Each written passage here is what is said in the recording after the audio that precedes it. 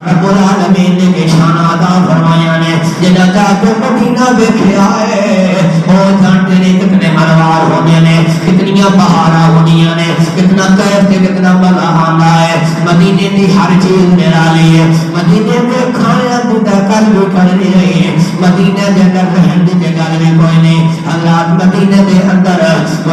اندر ٹھکانے دی گل بھی آلہ ہے بلکہ آؤ میرے لجپال نبی نے مدینے والی مٹی دی نشان اپنے زبان حال جناب بیان فرمایا مدینے کی مٹی دی شان کے نے گل میں کولو نہیں کرتا علامہ ابن حسین الجزری آپ کی کتاب جنا الجامع الاصول فی احادیث الرسول اس کے اندر فرمان مصطفیٰ موجود ہے حضرات میرے آقا صلی اللہ علیہ وآلہ وسلم جب غزوہ تبوک دے جا میں نے اور کچھ صحابہ مدینہ منورہ در قیام کر لینے نے شریع ادھر دی بنا دے جب غزوہ تبوک ہو جانا ہے میرے آقا واپسی کا ارادہ فرما لینے نے اے صحابہ میرے آقا کا انتظار پہ کرنے نے تیرے اندر خیال آ جائے اتنے عرصے بعد آقا تشریف لے آئے نے جا کے آقا کا استقبال کرنے ہیں راستے جو دلکھیوں میں چھا لینے نے انتظار پہ کرنے نے کدو سونے دی سواری آ جائے گی اللہ کے انتظار پہ کرنے نے ان قریب دیکھے دور میرے آقا دی زلفاں نظر آئیاں نے میرے آقا کا چہرہ نظر آیا ہے میرے آقا چلنے نظر آئے نے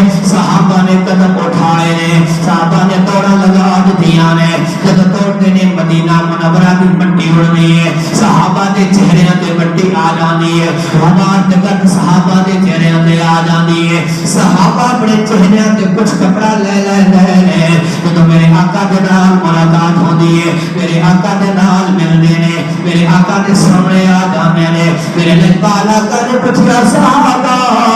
یہ چہرے کو لپیٹیا کیوں ہے چہرے تے کپڑے کیوں ڈالے نے حرکت نے سونے غبار اٹھتی ہے چہرے تے بیٹھ جاتی ہے گلے دے اندر اتر جاتی ہے اللہ سنا تیرے مدینہ دی تمنا رکھنے والے نے اسی تے او لوگ اسی تے انہاں دے تو شامل ہاں جڑے آقا دے شہر دے نال لوگ مٹی تعلق رکھنے والی ہے اسی او دے نال بھی محبت کرنے ہاں ایویں محبت نہیں کرنے سارے کول دلیل موجود نے ابن جزیر نے اس حدیث کو نقل فرمایا میرے آقا نے صحابہ کو ارشاد فرمایا میرے صحابہ ان فی غبارها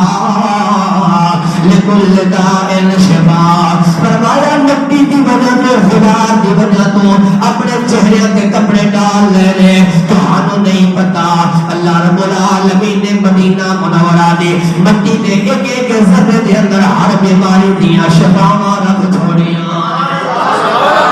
رات مدینہ منورہ